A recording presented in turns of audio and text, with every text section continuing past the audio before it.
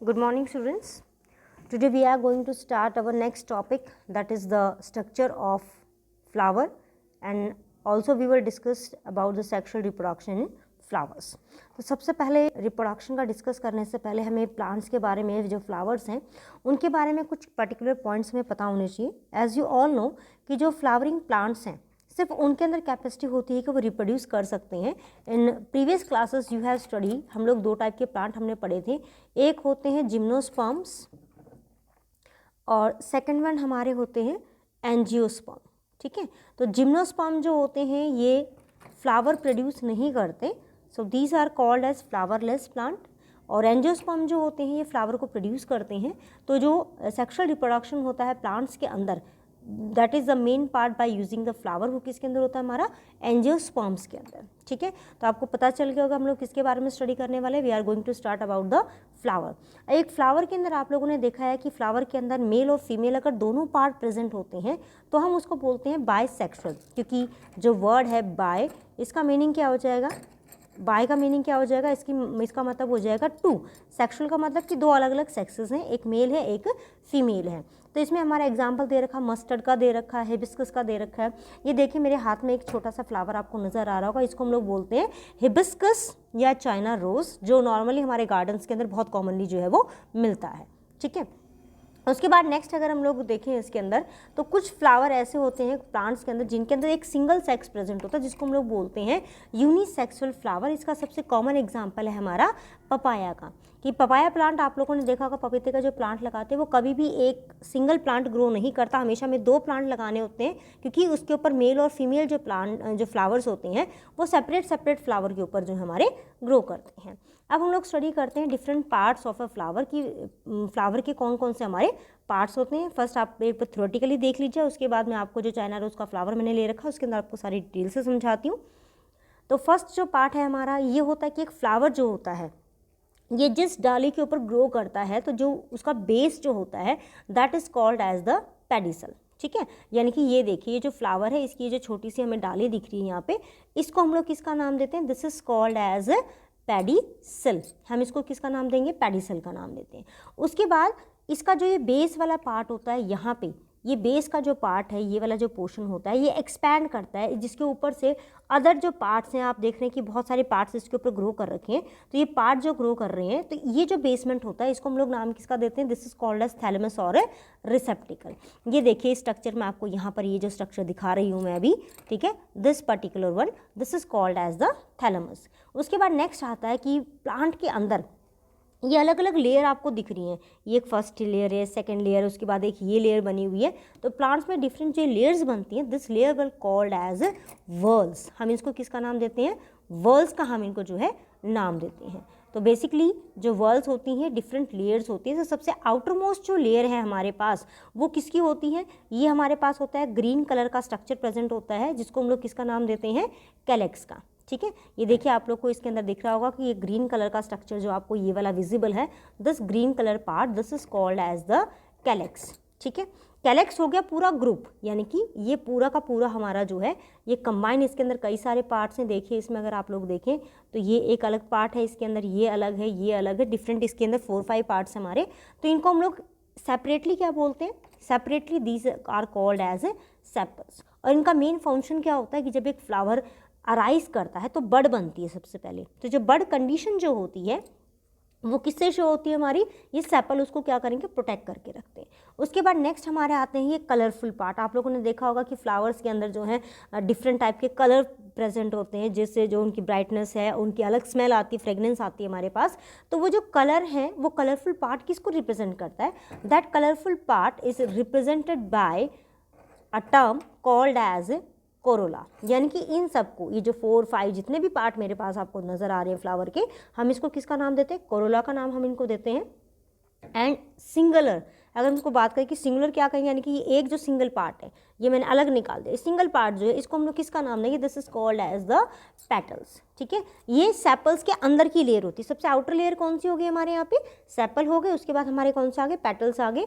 ये different colour के होते हैं, बेसिकली किस लिए होते हैं डिफरेंट कलर के, कि during the time of pollination, यानी कि जब पॉलन ग्रेन रिलीज होते हैं, जो मेल गैमेट जब वो रिलीज होता है इसमें से, तो उसको अट्रैक्ट करने के लिए जितना ब्राइट कलर होगा इंसेक्ट उतने ही ज़्यादा इसकी तरफ अट्रैक्ट होते हैं। ठीक है, तो ये हो जाता है इसका पार्ट। उसके बाद नेक्स्ट जो पार्ट है हमारा वो हमारा आता है मेल रिप्रोडक्टिव पार्ट का, कि मेल रिप्रोडक्टिव पार्ट हमारा जो है वो कौन सा होता है।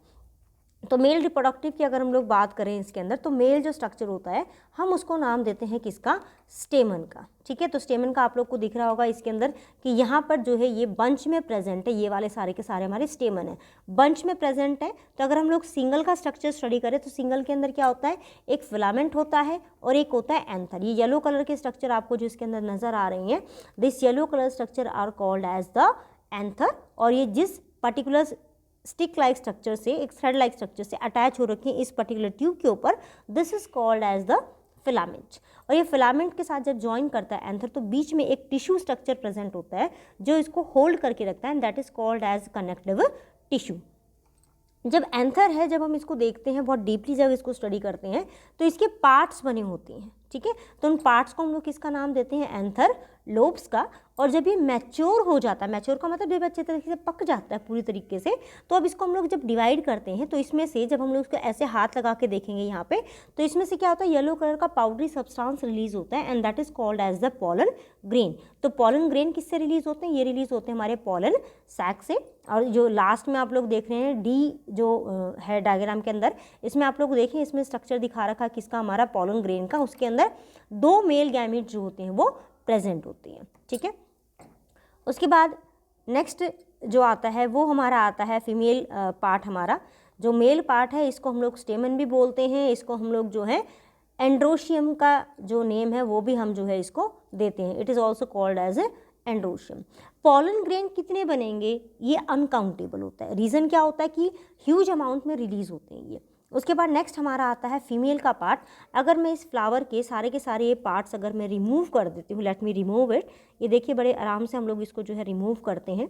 अगर सभी पार्ट्स को मैं रिमूव कर देती हूँ इस तरीके से, तो आपको जो है ये एक स्ट्रक्चर देखिए, अब इसमें दिख रहा है ये कंप्लीट एक स्ट्रक्चर बन गया हमारा। तो ये बेसमेंट है हमारी, इस बेसमेंट को हम लोग नाम किसका देते हैं, इसको बोलते हैं हम लोग ओवरी।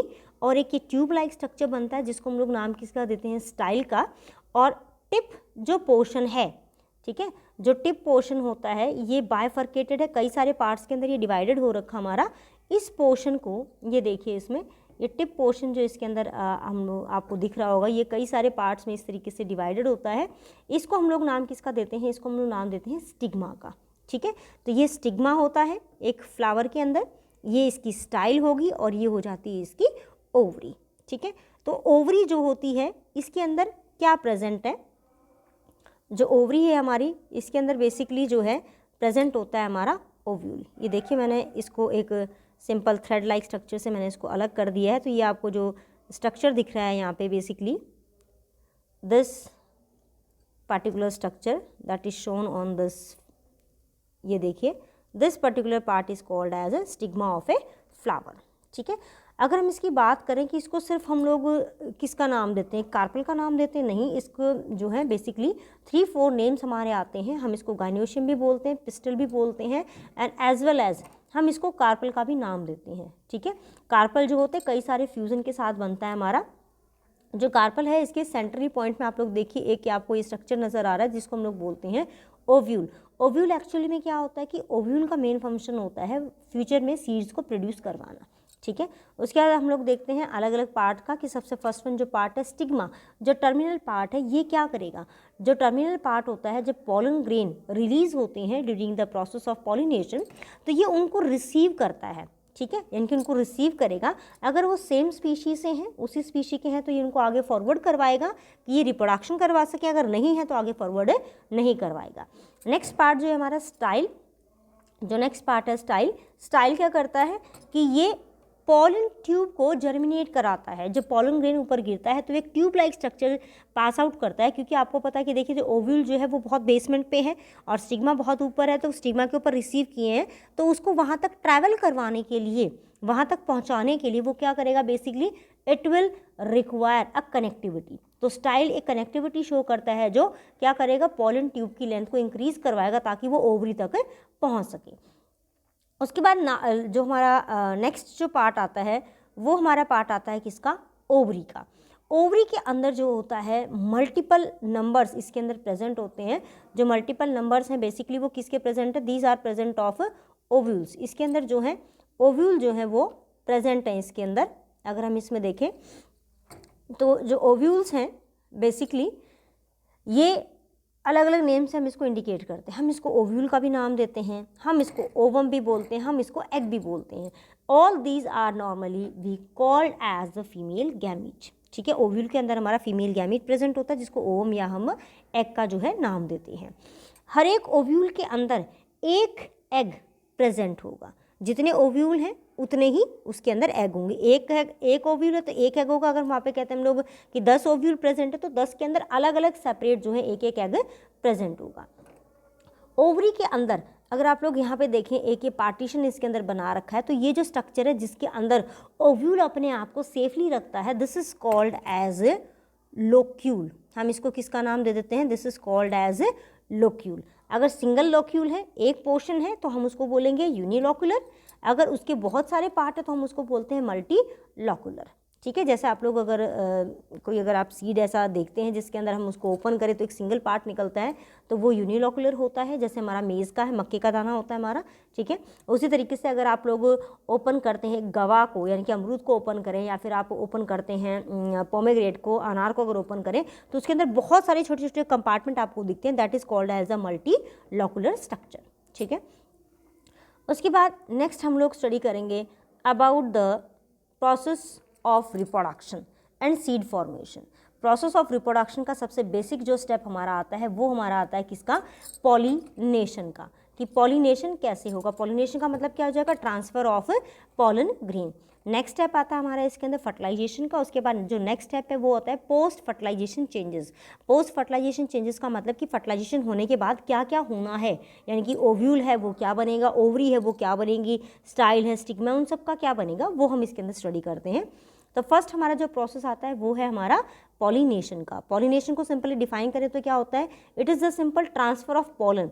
पॉलन ग्रेन का ट्रांसफर होता है कहाँ से, फ्रॉम स्टिग्मा टू एंथर। ठीक है, जो एंथर है उसने रिलीज करे हैं पॉलन ग्रेन, उनको स्टिग्मा तक पहुंचाना एक प्लांट से दूसरे पे या सेम प्लांट के ऊपर, this is called as pollination. अब मैंने आपको 2 पॉइंट्स बोले यहाँ पे कि भी एक प्लांट पे ही पहुँचाएगा या एक से दूसरे प्लांट पे पहुँचाएगा। तो इसके बेसिस के ऊपर हम लोग क्या करते हैं, इसको 2 पार्ट्स में हम लोग डिवाइड करते हैं। फर्स्ट हमारा आता है इसके अंदर सेल्फ पॉलिनेशन और सेकेंड आता है हमारा इसके अंदर क्रॉस पॉलिनेशन। ठीक है, तो सेल्फ पॉलिनेशन में देखो क्या होता है, अगर डायग्राम से आप लोग देखना चाहें इसको, कि सेम प्लांट है हमारा। ठीक है, इस सेम प्लांट के ऊपर आपको कई सारे फ्लावर्स नज़र आ रहे हैं। इसी प्लांट के पॉलन ग्रेन जो हैं उसी प्लांट के सेल्फ पॉलिनेशन के अंदर क्या हो जाएगा कि सेम जो प्लांट है उसी का ही जो एंथर है वो उसी के ही स्टिग्मा के ऊपर फॉल करेगा। ठीक है, उसके बाद नेक्स्ट अगर हम लोग देखें क्रॉस पॉलिनेशन, तो क्रॉस पॉलिनेशन के अंदर क्या होगा कि एक फ्लावर जो है, ठीक है, एक प्लांट का जो फ्लावर है उसका जो एंथर है वो दूसरे प्लांट के स्टिग्मा के ऊपर फॉल करता है। This is called as a cross pollination. अब एक से दूसरे के ऊपर जा रहा है तो देयर शुड बी एजेंट, कुछ एजेंट होने चाहिए जो इसको ट्रांसफ़र करेंगे। तो इसका सबसे बेस्ट एग्जांपल हमारा इंसेक्ट का है, बर्ड्स हैं, विंड्स हैं और वाटर है। वाटर स्पेशली किसके लिए, कि जो हमारे एक्वेटिक ऑर्गेनिज्म, जो एक्वेटिक प्लांट्स होते हैं उनके अंदर वाटर सबसे ज़्यादा नीड होती है। उसके बाद नेक्स्ट अगर हम लोग देखें तो वो आता है कुछ बेसिक डिफरेंस है सेल्फ पॉलिनेशन के और क्रॉस पॉलिनेशन के।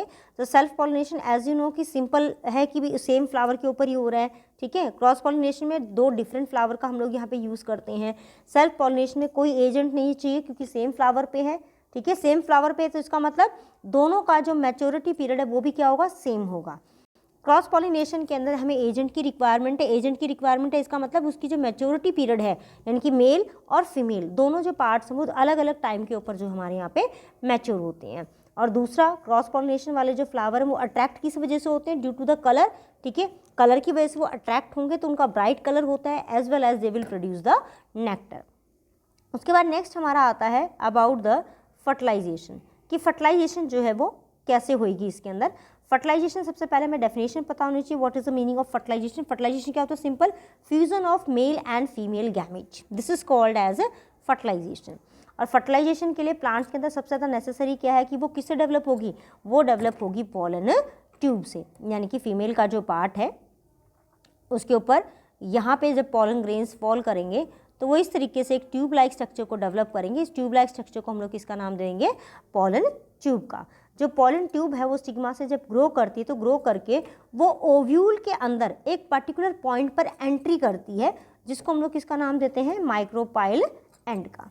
ठीक है, अब जो पॉलन ट्यूब डेवलप होती है उस पॉलन ट्यूब के अंदर बेसिकली 2 मेल गैमेट्स जो होते हैं वो प्रेजेंट होते हैं। अब 2 मेल गैमेट्स का क्या नीड हो जाएगा? देखो बच्चों, आप लोगों ने देखा होगा कि जो हम लोग नारियल लेते हैं, कच्चा नारियल हम लोग लेते हैं तो उसके अंदर पानी प्रेजेंट होता है। ठीक है, और जब वो एक हम लोग ड्राई फॉर्म में लेते हैं कि हम जिसको सूखा गोला जो बोलते हैं, तो उसमें आपने देखा होगा कि अपर जो पोर्शन होता है उसके टिप पोर्शन के ऊपर आपको इस तरीके से 3 डॉट्स नज़र आते हैं। तो एक जो डॉट होता है उसके ऊपर जो है हमारा सीड प्रेजेंट होता है।